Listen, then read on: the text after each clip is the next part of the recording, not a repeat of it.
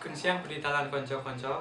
Kula Stefanus dadi Dewi Dagensia, kelas 11 MIPA sekawan nomor absen 323 badhe mraktekaken video teks novel unsur intrinsik lan ekstrinsik novel Kumandhanging Katresnan.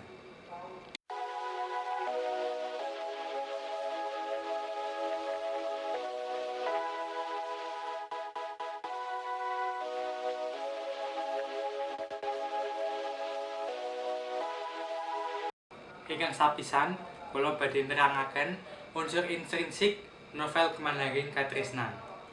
Ingkang kepisan yaiku tema. Tema novel Kumandhanging Katresnan yaiku novel kang duweni tema katresnanan sing dialami R. Sukmana. Salajengipun wonten tokoh lan watak. Ingkang kapisan wonten R.S. Ranowasmara duweni watak tabah, sifat juang kang dhuwur lan bekti marang wong tuwa. Ugi Atin Tisnawati duweni watak kuat, ora gampang nyerah, bekti marang wong tuwa lan sabar. Sri Endah Wayuningsih duweni watak santun lan patuh marang wong tuwa.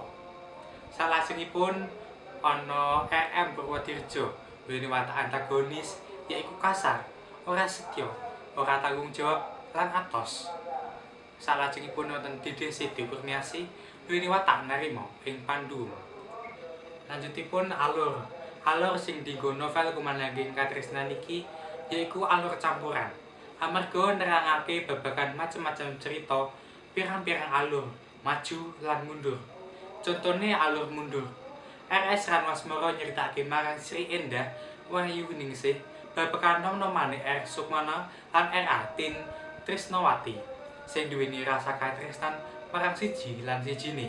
Ananging bapak R. Atin Trisnawati ora menehi restu marang hubungan R. Sukmana lan R. Atin Trisnawati. Contone alur maju, sakwise R.S. Ranowasmara seda bareng 40 dina Sri Wayuningsih papasangan kaliyan R. Susilo. Salajengipun ana latar wonten telu, yaiku latar panggonan, latar wektu lan latar swasana. Ingkang kapisan bahas latar panggonan, yaiku ana ing Kampung Tamtaman. Daleme ana Kampung Tamtaman, isih darahing priyayi luhur turun ningrat. Wonten Yogyakarta. Sabanjure ibune menehi restu Sukmana mangkat menyang Yogyakarta sekolah nggambar. Salajengipun kamare Raden Sukmana. Kaya ngapa kagete bareng mlebu anake mau, Wara R. Sukmana wis adus getih raine. Salajengipun ana rumah sakit. Nganti sewulan R. Sukmana kapeksa teturunan ana rumah sakit. Salajengipun kamar mandi. Terus mlayu marang kamar mandi. Latar wektu. Dinten Kemis Pon. R. Atin Tisnawati sida dadi tematen karo R.M. Purwodirjo ing dinten Kamis Pon ing Malang. Wayah sore. Wayah sore nalika semana R. ningkat parta. Setengah taun. Tutuk anggone jejodohan nalika Sutresna lagi umur setengah taun. 40 dina. Bareng 40 dina mendiang bapake Susilo karo Sri Endah Wayuningsih dadi pepasangan. Latar swasana ana telu. Sedih, kaget, lan bunga. Contone sedih. Katon sedih banget krungu cerita sing renyuhake, melu ngetokke luhe. Contone kaget, Sri Endah Wayuningsih jerit ngrangkul R.S. Ranowasmara. Contone bunga, R. Susilo atine bunga banjur mlumpat nyaut anduk lan gosok gigi. Salajengipun wonten sudut pandang. Sudut pandang sing tinggi yaiku wong telu amarga nggunakake jenenging wong.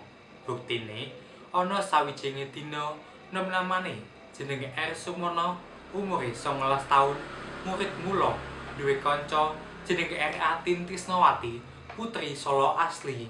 Putrane R.B. Jajeng Subrata pensiunan Bajo Bali.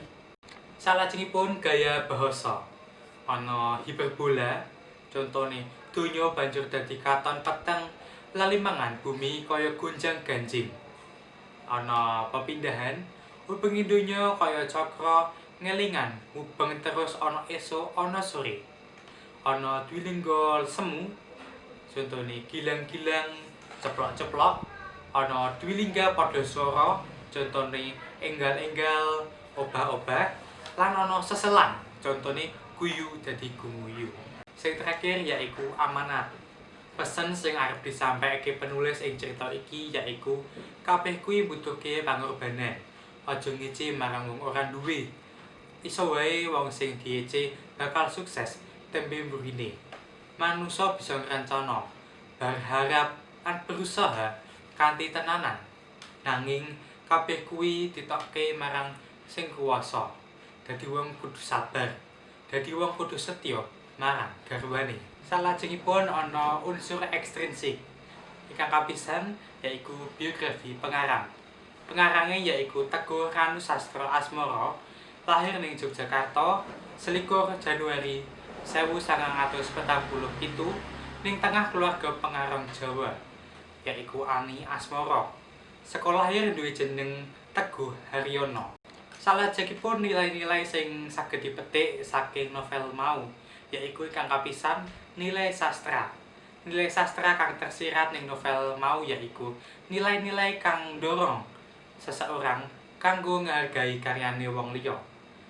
Salajengipun nilai moral. Urip iki rak segampang balik telapak tangan. Susah, seneng, sedih, bahagia iku wenehane warna kehidupan. Dhewe kudu tegar lan pasrah diri kalian Sang Pencipta. Salajengipun nilai agama. Takdir, rezeki, jodoh iku wis diatur kalian Sang Pencipta. Dhewe iki mung bisa ndonga lan ikhtiar kanggo ngwujudake apa sing diarep-arep. Salajengipun nilai sosial. Ning donya iki ora kenal karo sing sugih utawa kere, ayu utawa elek. Kabeh iku padha. Lan dhewe kudu tulung temulung karo sing membutuhake pertolongane dhewe.